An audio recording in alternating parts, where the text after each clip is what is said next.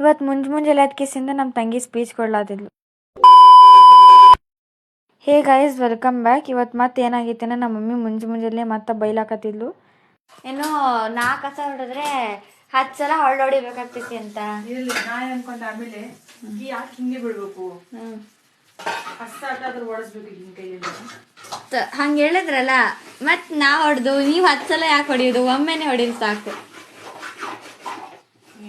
ಮಮ್ಮಿನ ಕೂಡ ಸೇರಿ ತಂಗಿನೂ ಸ್ವಲ್ಪ ಲೆಕ್ಚರ್ ಕೊಡಕತ್ತಿಲ್ಲ, ಅದಕ್ಕೆ ಹಿಂಗೊಂದು ಸ್ಪೀಚ್ ಕೇಳತ್ತೀನಿ. ನಿಮಗೆ ಕಸ ಹೊಡಿಯೋದ್ರಲ್ಲಿ ಏನಾದರೂ ಸ್ಪೀಚ್ ಕೊಡಕ್ಕಿದೆಯಾ? ಇದೆ. ಕಸನ ಕಷ್ಟದಿಂದ ಅಲ್ಲ, ಇಷ್ಟದಿಂದ ಹೊಡಿತೀವಿ. ಹಿಂಗೆ ಸಾಲಿಗೆ ಹೋಗಿ ಸಾಲಿ ಮುಗಿಸ್ಕೊಂಡ್ ಬರುತ್ತಾನ ಮನಿನಾಗ ಪಂಚಾಯತಿ ಕಟ್ಟೆ ಮಾಡಿದ್ರು.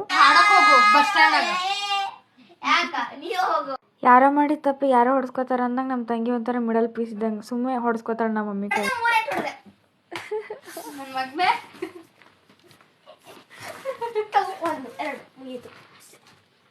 ನಮ್ಮ ಮಮ್ಮಿಗ ಸಾಲಿನಾಗ ಮಾಡಿರೋಂತಹ ಎಲ್ಲಾ ಪಾಠಗಳನ್ನ ಬಂದ್ ಮತ್ತೆ ಹೊಳ್ಳಿ ಹೇಳ್ತಿರ್ತೀನಿ, ಚಂದೇ ಹೇಳ್ತಿರ್ತೀನಿ. ಕೇಳಕ್ಕಾಗದೆ ನಮ್ಮ ಮಮ್ಮಿ ಯವ್ವ ಪ್ಲೀಸ್ ನಾ ಹೊರಗೆ ಹೋಗ್ಬಿಡ್ತೀನಿ ಅಂತ ಅಂತಿರ್ತಾಳೆ. ಯಾಕಂತಾಳೇನೋ ಗೊತ್ತೇ ಆಗೋದಿಲ್ಲ.